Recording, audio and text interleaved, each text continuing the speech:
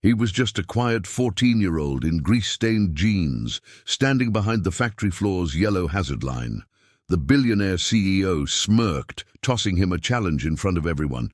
"Why don't you take a shot at fixing it, kid?" Laughter erupted across the engineers, but the boy didn't flinch. He stepped forward, gripped the tools, and within minutes, silence fell. No one knew who his father really was, but they were about to find out. The machine hissed like a wounded beast. Sparks flew from its side panel, and a stream of oily smoke curled into the air. Engineers buzzed around it with furrowed brows and tablets in hand, each one tossing out theories like dice, hoping one would stick. At the center of it all stood Grayson Maddox, the CEO of Virion Technologies, polished, confident, and as ruthless as the empire he'd built. With his $1,000 shoes planted firmly on the concrete floor, he watched the chaos with thinly veiled contempt. "This is why I don't hire based on resumes," he muttered to his assistant.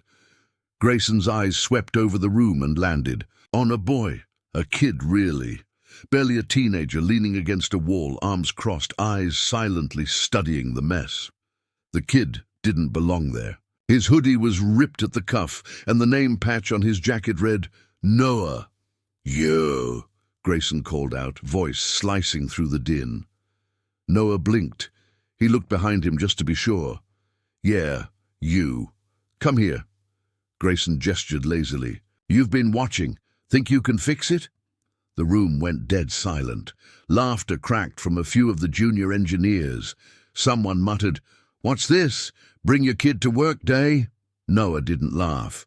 He walked forward, each step echoing in the warehouse silence. When he reached the machine, he didn't say a word. He knelt down beside the sparking panel, eyes tracing every wire, every overheated circuit board, every misaligned valve. "Kid, don't touch," an engineer started, but Noah already had the wrench in his hand. One twist, two adjustments, a flick of the manual override. Valve. And suddenly the machine hummed, smooth, powerful, alive again. Gasps rippled through the crowd. Grayson's smug grin froze. His mouth parted slightly as he stepped forward. "How?" Noah stood up, wiping his hands on his jeans. "It wasn't the actuator like your guy thought. It was a thermal lock override, loose relay sensor. Anyone who's ever repaired a 2003 weld core knows the sound." Grayson's jaw tensed. "Who taught you that?" Noah shrugged. "My dad." "And who the hell is your dad?" But Noah was already walking away. That night, Noah sat at the tiny kitchen table across from his father, Eli Barrett. A grizzled man with grease under his nails, wearing the same coveralls he had since the 90s. Their home was small but clean, warm, lived in. "You did what?" Eli coughed on his coffee.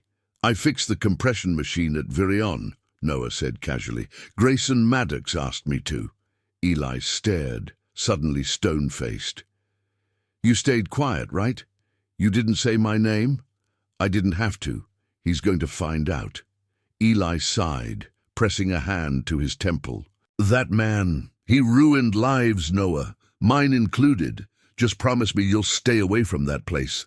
But Noah couldn't make that promise, because something had sparked that day, not just inside a broken machine, but inside Noah himself. And Grayson Maddox had no idea the storm he just invited in. Grayson Maddox wasn't a man who got rattled. In his 3-decade reign over Virion Technologies, he had crushed competitors, bought out entire teams, and reduced lifelong engineers to tears with a single word. But that night, alone in his penthouse office, Grayson couldn't get the boys' face out of his head, or that name, Noah. He typed quickly on his encrypted database. "Noah, Virion Internal Security, Employee Access Footage, Security Logs." Then he paused, leaning back, eyes narrowing. "Search for Eli Barrett." The screen froze for a moment. Then a name appeared. So did a file. Terminated, 8 years ago. Unauthorized prototype modifications. Intellectual theft accusations, never proven. A single note in red on the file, "Do not rehire. See you order." Grayson stared at the photo.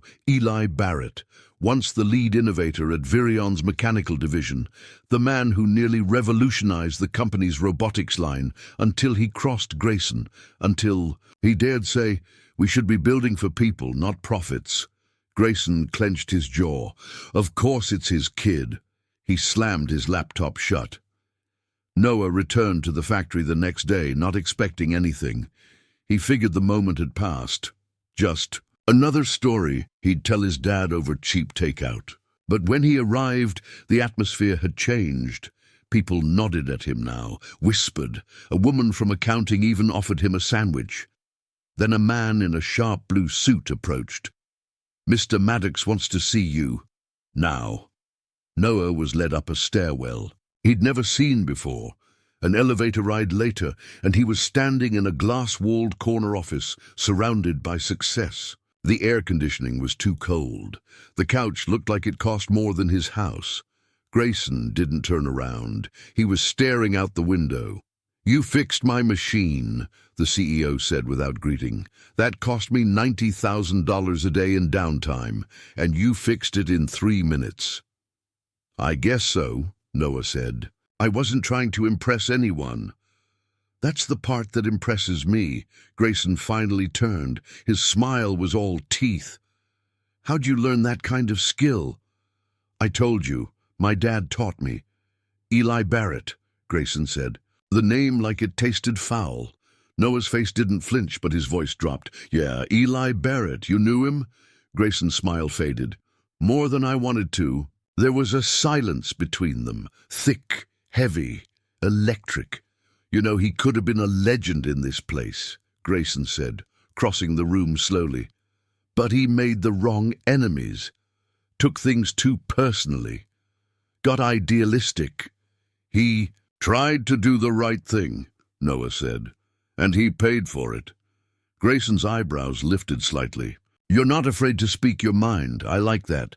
I'm not here for your approval." Another pause. Grayson chuckled almost admiringly. "You've got guts, kid. I respect that. Look, I could use someone like you. We're launching a prototype on Monday. Help us get it ready. We'll pay you." "I'm 14. You'll still get paid." Noah crossed his arms. "Only if my dad's name goes back into your company records under honorably resigned, not terminated. You change that first." Grayson's face froze. For the first time, his confidence cracked, just slightly. "You drive a hard bargain." Noah didn't smile. "That's the only kind I deal with."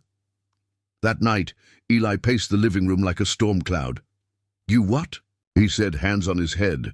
"I told him the deal. He wants me to help with some new prototype. I told him I'd do it if he fixed your record." Eli stared at his son, emotion twisting in his throat. "You stood up to Grayson Maddox for me?" "You've spent your whole life standing up for others," Noah said softly. "It's about time someone stood up for you." Eli sat down, rubbing a hand over his face. "Noah, this could go south. You don't know the kind of man he is." "I saw him today," Noah said. "I think he doesn't know the kind of man I'll become." Outside, the streetlight flickered. Inside, something was changing, something powerful. Because sometimes kindness wasn't just about doing good. Sometimes it was about refusing to stay small when someone tried to erase the truth. And Grayson Maddox was about to learn. The son of a mechanic could shake an empire. Noah showed up at the lab, wearing the same scuffed boots he'd worn since last winter, the soles taped near the heel, his backpack slung low with a wrench handle sticking out. The engineers looked up, confused, but no one laughed this time. No one dared. He wasn't just some kid anymore. Word had spread fast.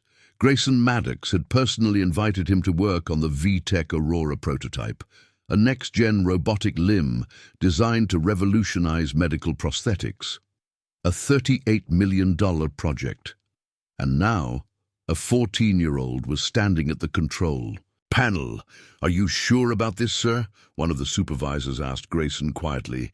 "This machine took 6 departments to even partially stabilize." If something goes wrong, Grayson didn't blink. Let's see what he can do. Noah glanced at the blueprint files, then at the faulty calibration readings. While others stared at diagnostics, Noah listened to the machine. The whirring, patterns, the micro-hesitations in the servo spin. It was music to him. Broken music, but music nonetheless. Within 10 minutes, he rerouted a current, bypassed a faulty node, and hard reset the stabilizers in the motion limb. The robotic arm twitched, then lifted, then responded. The lab fell silent. Then, applause. Engineers clapped. Someone whistled. Even Grayson gave a slow nod, his expression unreadable. But inside he was seething. This wasn't how it was supposed to go. He'd let the boy in to humiliate him, to prove that Eli Barrett's bloodline didn't mean genius. And yet here stood this kid, eloquent, composed, and undeniably brilliant. And worse, respected. Later that evening, Grayson sat at the bar of his private club, staring into his whiskey glass. He tapped his fingers once, then twice, then stopped. Across from him sat Dana Keller, head of internal security, and an old friend who owed him more than a few favors. "I want you to find out everything about Eli Barrett," Grayson said. "Not what's in the files. I want leverage. Dirt! Something that'll remind people why I fired him." Dana raised an eyebrow. "After all these years?" Grayson's eyes narrowed. "His kid just walked into my empire and rewired my $1 million prototype like it was a toy. That's not genius. That's dangerous." "And the kid?" Grayson swirled the drink. "Everyone has a price, even the ones with honor, especially those." Meanwhile, Noah returned home with a quiet pride humming in his chest. But when he opened the door, he found Eli sitting at the table gripping an old folder, his termination file. "They changed it," Eli said without looking up. "The record. It's gone. Says I left for personal reasons now. No theft.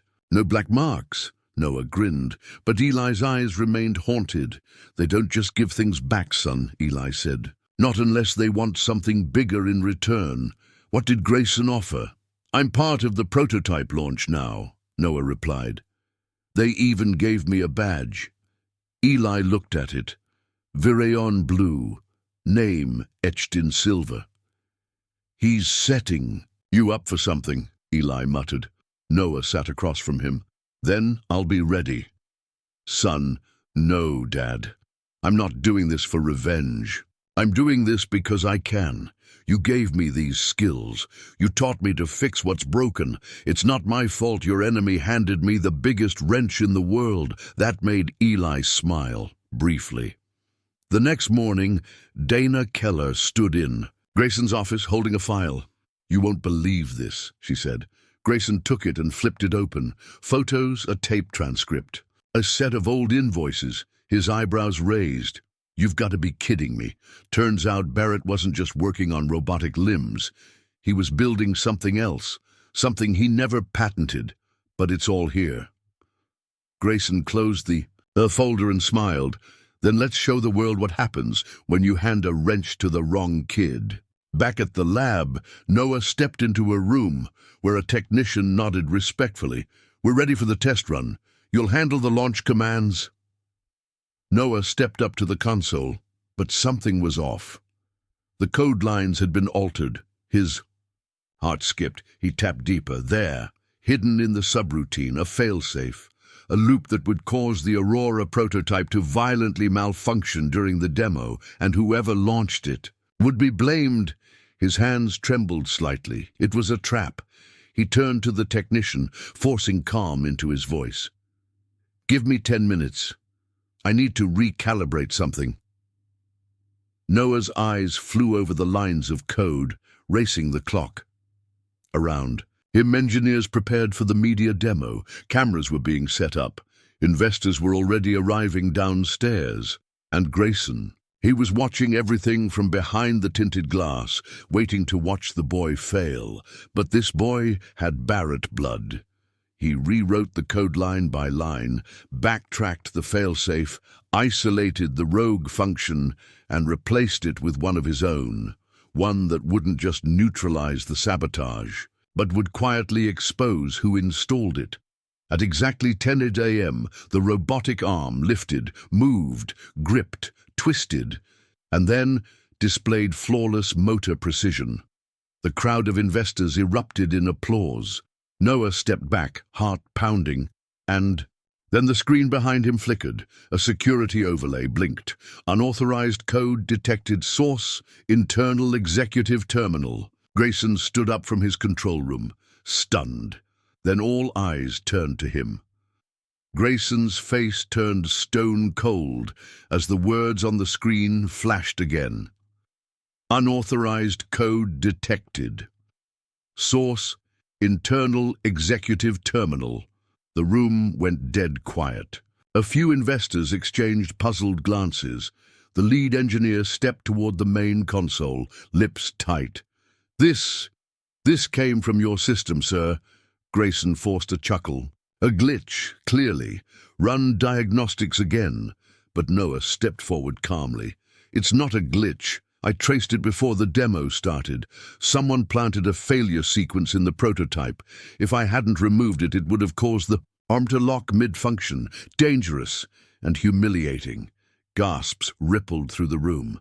"And you're saying the source was—" the VP asked slowly. Noah looked directly at Grayson. "I'm not saying anything. The system is." The lead technician clicked through the log trail.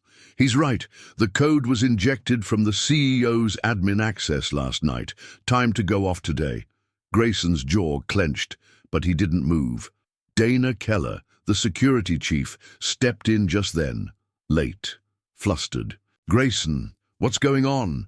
"Apparently," Noah said, voice steady, "he was trying to ruin me, maybe even frame me." The press caught wind in seconds. Phones were up. Flashes went off. One investor leaned over to another and whispered, "If that's the kind of leadership this company has, I'm pulling my funding." Grayson stood stiff. The walls were crumbling around him, and the boy wasn't yelling, wasn't fighting, just standing tall, quiet, unshakable.